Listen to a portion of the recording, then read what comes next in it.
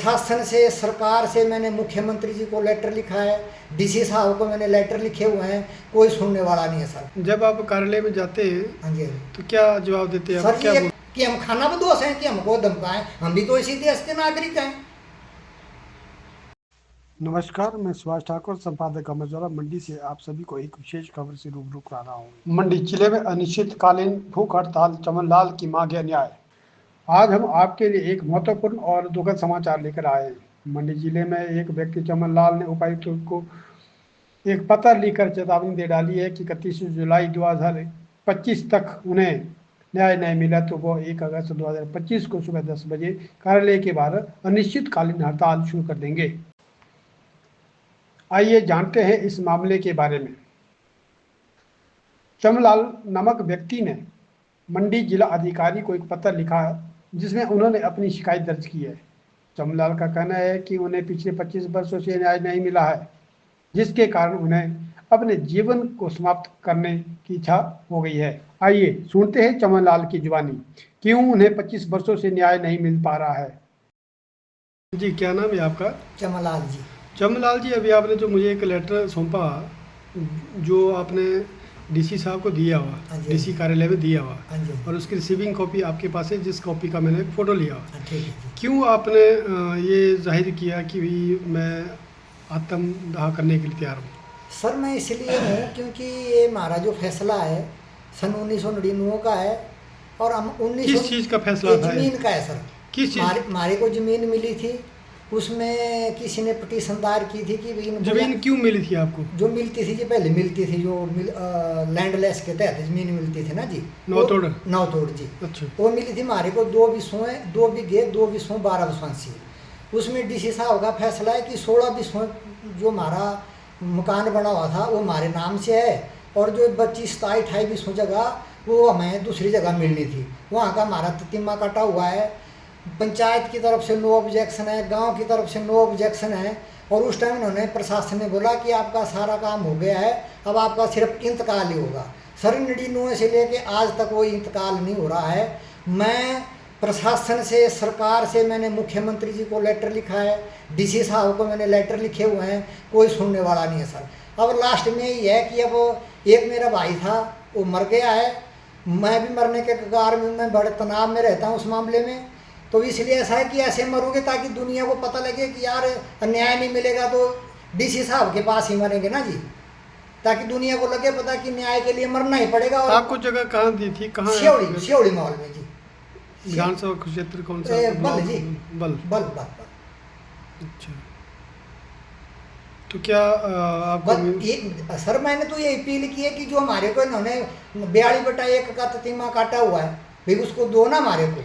जब आप कार्यालय में जाते हैं, हाँ जी, तो क्या जवाब देते हैं? सर, क्या एक बोलते तो ये हैं? लोग सीधे मुंह कभी बात नहीं करते। ये बहुत सरकारी जो भी अधिकारी हो, कर्मचारी हो, ये पता नहीं पहनावा देखते हैं कि शक्ल देखते हैं।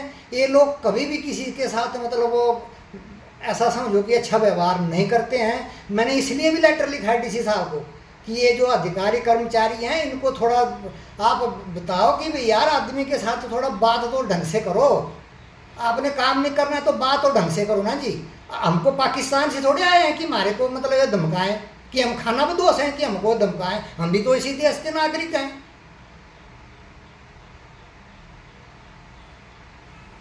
और जो जमीन थी जी, हम इसलिए बोल रहे हैं कि हमें हमारे को दे दो ना जी। उसमें डीसी साहब ने लिखा हुआ है, ये अपने फैसले से मुकर रहे हैं। डीसी साहब एसडीएम साहब को लेटर लिखता है, एसडीएम साहब तहसीलदार साहब को, और वैसे ही मेरी इन्होंने चक्री घुमाई हुई है। क्या लेटर में क्या लिखते हैं, क्या बोलते हैं आप? क्या करने के बोलते लिए हैं कि वन भूमि जो है हम मतलब इसमें हम एनओसी नहीं दे सकते जी। उस एनओसी के लिए सर वो फाइल 22 वर्ष तक रही वन विभाग के पास, और 22 वर्ष बाद एक लाइन लिखते हैं कि हम इसके एनओसी नहीं दे सकते हैं। साहब, अगर उन्होंने उस टाइम जब टाइम वो तुरंत फैसला हुआ था, अगर उस टाइम दे दिया होता तो उस टाइम माहौल कुछ और था।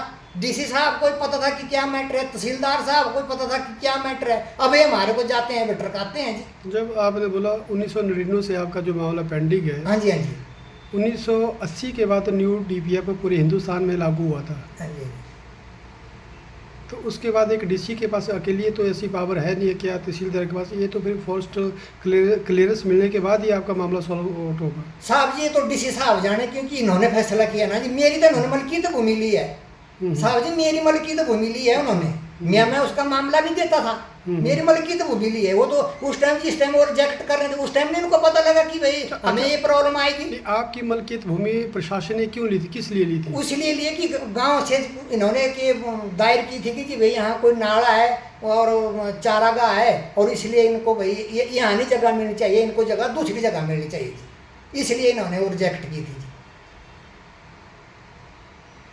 अगर आपकी मलकियत भूमि थी वो नाले में थी तो पर दूसरे गांव वाले ने कैसे ऑब्जेक्शन किया कि भाई इनको यहाँ पे मलकियत भूमि यहाँ पे नहीं मिलनी चाहिए?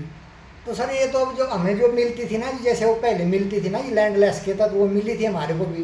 वो तो वो तो आपको नौ तोड़ था ना, मलकियत तो नहीं थी ना, मलकियत जब नौ तोड़ मिली ना जी, हमारा इंतकाल हो गया, वो हमारी मलकियत नहीं हुई जी, वो हमारी मलकियत हुई ना जी, हम उसका मामला देते हैं, मेरे पास उसकी कापियाँ हैं, मेरे पूरे डॉक्यूमेंट्स है उस जमीन के। अच्छा। सरकार उसकी वो तो मेरे को नकल नहीं देती थी कि ये मांगू राम की जमीन है, वो नौ तोड़ नहीं रही सर, वो मेरे को मिली है, वो मेरे को मिली हुई जमीन, मेरे पिताजी को, मेरे को नहीं साहब जी, मेरे पिताजी को। आपके पिताजी? हाँ मेरे पिताजी को जी। अच्छा, तो अब क्या आपको जो ये आत्महत्या करने के बारे में आप जो बता रहे, जो पत्र लिखा हुआ, ये किसी ने आपको प्रेरित किया? कुछ नहीं किया किसी ने प्रेरित जी, मैं खुद दुखी हूँ। मैंने 2 बारी, एक बारी छात्रों में हुआ था एक प्रोग्राम सरकार गांव के द्वार, दूसरा देवीगढ़ में हुआ था कि भाई जी मैंने वहाँ डीसी साहब थे, मैंने उनको बोला था कि सर मेरे साथ बहुत अन्याय हो रहा है, आप मेरी सुनो, मेरी जो समस्या है उसको हल कर दो। तो उन्होंने बोला था कि मैं भाई नियमानुसार आपका काम कर दूंगा। सर 4 तारीख हो गई, नहीं कुछ भी हुआ मेरे पास। 2 बारी मेरे घर में वो आपके परिवार में और कौन कौन है? मेरी मिसेस जो मर गए हैं, मैंने दूसरी शादी की है, 2 मेरे बेटे हैं, एक बेटी है एक बेटा है, और मेरे भाई। आप जो ये कदम उठाने जा रहे हैं, हाँ जी हाँ जी, अगर कल तो ऐसा ना करें आप, जो मेरा एक व्यक्तिगत भी सुझाव है आपको, ऐसा ना करें आप, कानूनी लड़ाई है, कानूनी लड़ाई को आगे बढ़ाएं आप। सर कानून की लड़ाई, अगर कानून अगर ठीक, पीछे जो आपके बच्चे हैं, बीबी है, उनका पालन पोषण कैसे होगा आपके इस कदम उठाने से? तो सर आज मैं एक भी सौ जमीन नहीं खरीद सकता साहब जी, मेरी 26 भी सौ जमीन जा रही है। आज जमीन की वैल्यू का हमें पता है ना जी, जिनके पास नहीं है पता, एक भी सौ के लिए मर्डर हो रहे हैं जमीन के लिए, वो तो सर 26-27 भी सौ जमीन है। मैं तो वैसे भी मर रहा हूँ सर, मैं तो वैसे भी मर रहा हूँ। चलो ठीक है, मैं तो आपको इतना सुझाव दे सकता हूँ कि आप ऐसा कदम ना उठाए, कानूनी लड़ाई नहीं सर, मैंने डीसी साहब को बोला हुआ है, जहाँ देवीगढ़ में प्रोग्राम हुआ था सरकार गांव के द्वारा, मैंने डीसी साहब को बोला हुआ है कि मेरा अंतिम फैसला है, आप अगर मेरे साथ न्याय नहीं करेंगे तो मेरा अंतिम फैसला है। यह एक बहुत ही दुखद और गंभीर मामला है। चमनलाल की मांग है कि उन्हें न्याय मिले, जो उन्हें 25 वर्षों से नहीं मिला है।